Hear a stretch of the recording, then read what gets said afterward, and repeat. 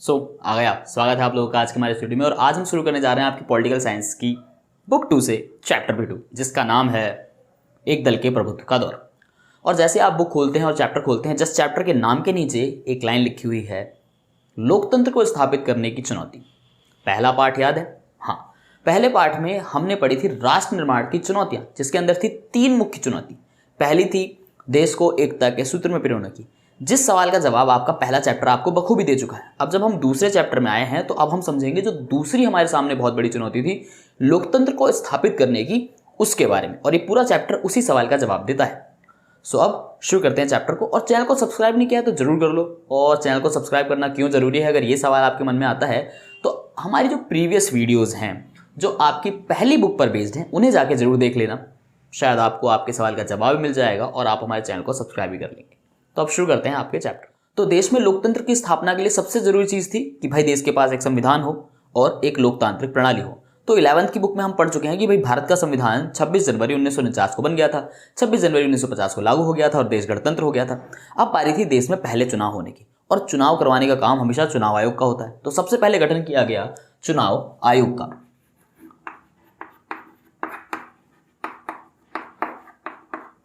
और चुनाव आयोग का गठन हुआ 1950 में।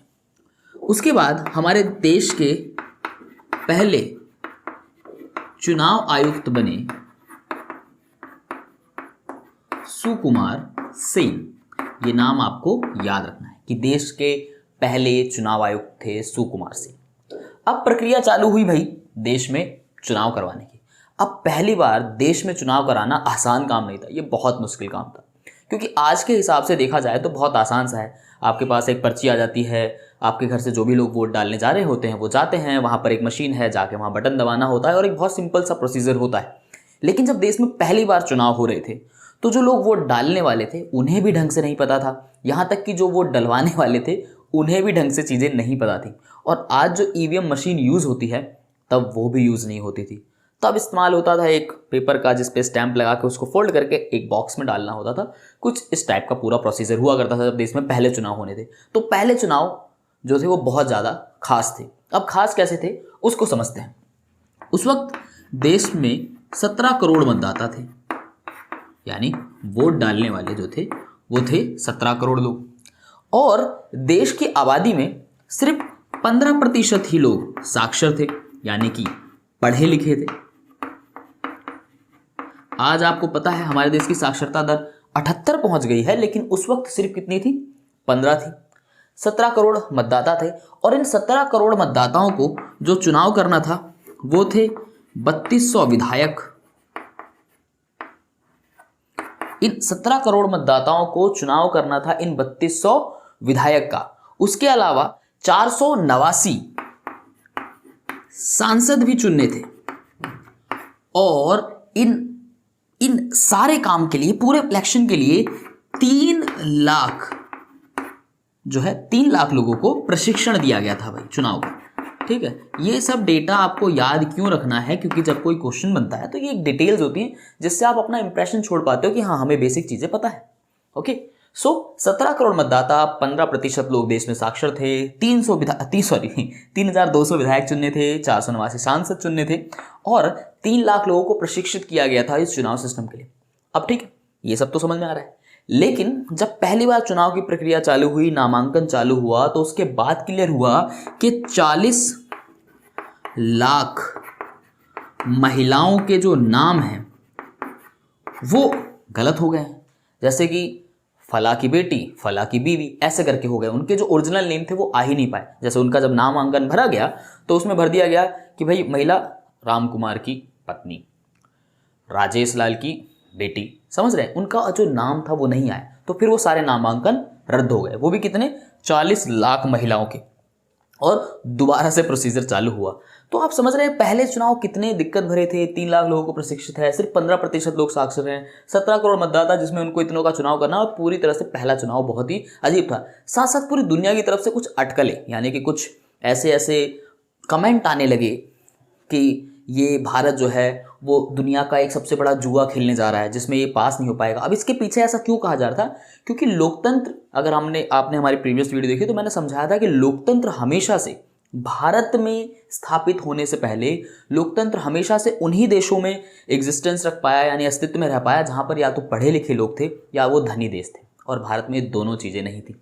तो इसीलिए कहा गया कि सदी का सबसे बड़ा जुआ है, ये सफल नहीं होगा, भारत में लोकतंत्र भी सफल नहीं होगा। लोग ऐसी ऐसी अटकलें लगा रहे थे, बहुत सारी मैगजीन में ऐसे छपे, विश्व में ऐसी बातें हुई, लेकिन हम इंडिया वाले हम कुछ भी कर सकते हैं और हमने स्थापित करके दिखाया, ये साबित करके दिखाया कि हाँ, भारत में लोकतंत्र हो सकता है, और उसका परिणाम और उसका रिजल्ट, उसका रूप आज भी हम देख रहे हैं। सो पहले चुनाव में कुछ इंटरेस्टिंग चीज़ें थी जो आपको समझ में आई, और पहले चुनाव हुए और सफल भी रहे। लेकिन चैप्टर का नाम क्या है? चैप्टर का नाम है एक दल के प्रभुत्व का दौर, और हम तो बात कर रहे हैं पहले चुनाव की। तो जैसे ही टॉपिक खत्म होता है, अब यहाँ से चालू होता है आपका असली चैप्टर, जो चैप्टर के नाम से है कि एक दल के प्रभुत्व का दौर।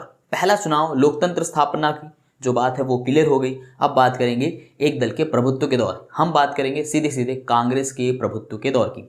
थोड़ी सी भूमिका मैं यही बांध देता हूँ। देश के पहले, दूसरे, तीसरे चुनाव में कांग्रेस सबसे बड़ी पार्टी रही, सबसे ऊपर रही, और उसके कुछ डेटाज, क्या कारण थे, क्यों वो सबसे ऊपर रही, इस चीज़ को हम समझना चालू करेंगे। पहले चुनाव खत्म हुए 1952 के फरवरी में, चुनाव के परिणाम आए और कांग्रेस पार्टी विजयी रही। पहले आम चुनाव में 489 में से 364 सीटें कांग्रेस पार्टी लेकर आई। दूसरे चुनाव हुए 1957 में, और तब भी कांग्रेस पार्टी 371 सीटें लेके आई। उसके बाद तीसरे चुनाव भी हुए 1962 में, और उसमें भी कांग्रेस पार्टी का दबदबा जारी रहा और 361 सीटें लेके आई। पूरे देश में अगर कोई दूसरे नंबर पे पार्टी आई तो वो थी भारतीय कम्युनिस्ट पार्टी। पहले आम चुनाव में कम्युनिस्ट पार्टी के हाथ लगे थे सिर्फ 16 सीटें। ठीक है, याद रख सकते हैं, ये कम्युनिस्ट पार्टी की बात मैं कर रहा हूँ। ठीक है, सोचिए 16 सीट लाने वाली कोई पार्टी उस वक्त दूसरे नंबर पे आती थी। अब क्या कारण था कि कांग्रेस लगातार तीनों के तीनों चुनाव जीतती गई, भारी 3/4 सीटों से जीतती गई? आखिर इसके पीछे के कारण क्या थे? तो इसके पीछे कई सारे कारण थे। सबसे पहले नंबर पे कि कांग्रेस सबसे पुरानी पार्टी थी। जैसे कि आप 11th में पढ़ के आए हैं कि कांग्रेस की स्थापना 1885 में हुई थी, और धीरे धीरे वो है एक नाम बन गया देश को आज़ादी दिलाने वाली पार्टी के रूप में, सबसे आगे रहने वाले रूप में। तो एक तो ये था। दूसरी चीज़ कि इसमें वो सभी दिग्गज लोग, बड़े नाम मौजूद थे जिन्हों का आज़ादी की लड़ाई में महत्वपूर्ण योगदान था। दूसरी चीज़। तीसरी चीज़ क्या है कि कांग्रेस पार्टी के अंदर समाज के हर एक तबके से आने वाले लोग शामिल थे। एक मिनट, ठीक है, आप नाम पढ़ेंगे जाके तो आपको पता लगेगा कि उसमें पार्टी में जो लोग मौजूद थे वो समाज के गरीब, अमीर, पिछड़े, अल्पसंख्यक, सभी समुदाय से आने वाले लोग इसमें शामिल थे। सबसे महत्वपूर्ण चीज जो क्वेश्चन बनता है कि एक विचारधारात्मक गठबंधन था कांग्रेस का, जिसके कारण ये विजयी रहता था, यानी हर विचार के लोग थे और हर विचारों का सम्मान किया जाता था। तो ये कुछ मुख्य कारण हैं जो आप याद रख सकते हैं कि भाई तीनों चुनावों में कांग्रेस का प्रभुत्व क्यों रहा, लगातार कांग्रेस विजयी क्यों रही। पुरानी पार्टी, दिग्गज नेता, विचारधारात्मक गठबंधन, और उसके अलावा सभी वर्ग से आने वाले लोग इसमें शामिल थे। ठीक है, अब यहां से एक चीज और भी है चैप्टर के अंदर कि क्या कांग्रेस एक लौती पार्टी थी पूरे देश में, कोई और पार्टियां नहीं थी? तो नहीं, आपकी बुक के अंदर कई सारी पार्टियों के नाम आपको देखने को मिल जाएंगे। जैसे कि कम्युनिस्ट का जिक्र आया, जनसंघ मिलेगा आपको, स्वतंत्र पार्टी मिलेगी, समाजवादी पार्टी मिलेगी। तो आपको जाके उन्हें पढ़ना है, और पढ़ते वक्त आपको क्या चीज़ें ध्यान से याद रखनी है कि भाई उनकी स्थापना कब हुई। सबसे पहली चीज़ आपको जो याद रखनी है वो उसके स्थापक कौन थे, यानी उन पार्टियों को बनाया किसने, और उसके बाद उनके उद्देश्य क्या थे। देखो, हर एक पार्टी का एक उद्देश्य होता है, एक नीति होती है, वो आपको जरूर याद रखना है। क्योंकि अगर एक पार्टी के पास अपनी नीति, अपने उद्देश्य नहीं है तो वो दूसरी पार्टी से अलग कैसे होगी, वो अपने अलग उद्देश्य लोगों के सामने कैसे रखेगी। तो ये तीन चीज़ें बेसिकली बस आपको पूरा पढ़ के उसमें से याद रखनी होती हैं।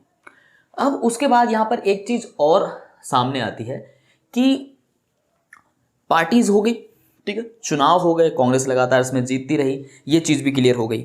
और क्वेश्चन बनता है कई बारी कि भाई गठबंधन की विचारधारात्मक गठबंधन कांग्रेस को क्यों कहा जाता है। तो मैंने इसको बहुत सिंपल तरीके से समझाया कि हर एक विचारधारा के लोग इसमें शामिल थे और हर प्रकार की विचारधारा का समर्थन किया जाता था। और इसको मैं एक छोटी सी कहानी से समझाता हूँ जिससे आपको याद होगा।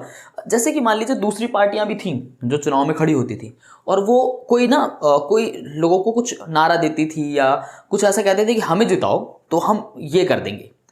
कांग्रेस क्या करती थी, लोगों को वो चीज़ करके दे देती थी। तो सपोज कीजिए आप एक दुकान से सामान लेते हैं, दूसरे दुकान वाला कहता है कि भाई मुझसे सामान लो, मैं तुम्हें ये फायदे दूंगा। तो जो आपका पुराना दुकानदार है वो कहता है लो बताओ इतनी सी चीज़ के लिए उसके पास जाओगे, हम ही आपको ये दे देते। तो क्या आप नए वाले के पास जाओगे? नहीं जाओगे। तो ऑब्वियसली यही चीज़ है कांग्रेस के पास खास थी कि जो दूसरी पार्टियां उनको कह रही होती थी या लोगों को अपनी तरफ खींचने के लिए उनका ध्यान आकर्षित कर रही होती, वो काम कांग्रेस ही कर देती थी। तो इसलिए भी एक कारण था कि लगातार कांग्रेस जीतती जा रही थी। ठीक है, तो ये बेसिक सी चीज क्लियर हुई। तो पूरा चैप्टर ऑल ओवर इसी के बारे में है कि भाई एक दल के प्रभुत्व का दौर। तो आपको यही समझना जरूरी है कि आखिर एक दल के प्रभुत्व का दौर क्यों रहा। ठीक है, ये जो कम्युनिस्ट पार्टी थी जो 16 सीटें लाई थी, ये टोटल मिला जुला के कहाँ थी, तो ये बस केरल में थी, वहीं पे कम्युनिस्ट पार्टी को पसंद किया जाता है। लेकिन यहाँ पर भी ये पूर्ण बहुमत नहीं ला पाते थे, हमेशा गठबंधन की ही सरकार बनती थी इनकी। ठीक है, तो ये भी आपको इसमें से याद रख सकते हो। और जो अलग अलग पार्टियां हैं जिसमें जनसंघ है, स्वतंत्र पार्टी है, उनका चुनाव चिन्ह भी याद रखना। एक इंटरेस्टिंग चीज और मैं बताता हूं, चुनाव चिन्ह से याद आया कि जो कांग्रेस थी जो ये चुनाव लड़ रही थी, जैसे कि आज हम जब कांग्रेस को देखते हैं तो आप सभी ने देखा होगा जो कांग्रेस है उसका चुनाव चिन्ह क्या है, हाथ। आई थिंक ये वाला हाथ या ये वाला हाथ, चलो देख लेना जो भी है, पर चुनाव चिन्ह है हाथ। लेकिन ये जो कांग्रेस चुनाव जीत रही, इसका चुनाव चिन्ह था एक जोड़ी बैल। ठीक है, ये भी आपको याद रखना है, एक जोड़ी बैल। तो आपके मन में सवाल उठ रहा होगा एक जोड़ी बैल अगर तब चुनाव चिन्ह था तो बैल से हाथ पे कब चले आए। तो इसकी कहानी भी बहुत जल्द आने वाले चैप्टरों में मैं आपको जरूर समझाऊंगा कि आखिर कब क्या कैसे हुआ कि वो एक जोड़ी बैल से हम हाथ पे चले आए। ठीक है, तो वो आगे आने वाली चैप्टरों में और वीडियोज जब मैं सब लाऊंगा तो उसमें क्लियर हो जाएगा। ठीक है, तो आपको जो और पार्टीज के बारे में पढ़ना है उसमें स्थापना, उसके स्थापक कौन थे, उनके उद्देश्य क्या थे, चुनाव चिन्ह क्या, क्योंकि बेसिक चैप्टर को समझाते हुए वीडियो है, एक दल के प्रभुत्व के दौर को समझाते हुए वीडियो है। तो हमने पहले चुनाव कैसे खास थे वो समझा, कांग्रेस पार्टी लगातार कैसे चुनाव में जीत रही थी, क्या कारण थे वो समझा, और उसके अलावा चैप्टर में क्या क्या दिया गया है वो समझा। और इसी प्रकार से हमने देखा कि जो राष्ट्र निर्माण की दूसरी चुनौती थी लोकतंत्र को स्थापित करने के लिए, वो भी हो गई है कंप्लीट। तो एक चीज तो आपको यहां से समझ में आ गई होगी, पहला चैप्टर पहली चुनौती समझाता है, दूसरी तो तीसरी चुनौती को समझाएगा कि वो कैसे हमने उस पर पार पाया। तो आज की वीडियो कर देंगे खत्म। वीडियो में चैप्टर का बेसिक कॉन्सेप्ट अच्छे से समझ में आ गया हो तो वीडियो को लाइक जरूर ठोक देना, क्योंकि जैसे ये खत्म होगा उसके बाद लाइन टू लाइन की वीडियोस आपको मिलने लगेंगी। चैप्टर को बहुत डीपली पॉइंट टू पॉइंट समझेंगे, हर एक लाइन हम आपको समझाएंगे कार्टून के साथ भी। ओके, सो वीडियो करता हूँ खत्म। वीडियो कर देना शेयर अपने क्लासमेट अपने दोस्तों के साथ, क्योंकि ज्ञान बांटने से बढ़ता है। मैं मिलता हूँ बहुत ज़्यादा अगली वीडियो, तब तक के लिए नमस्कार।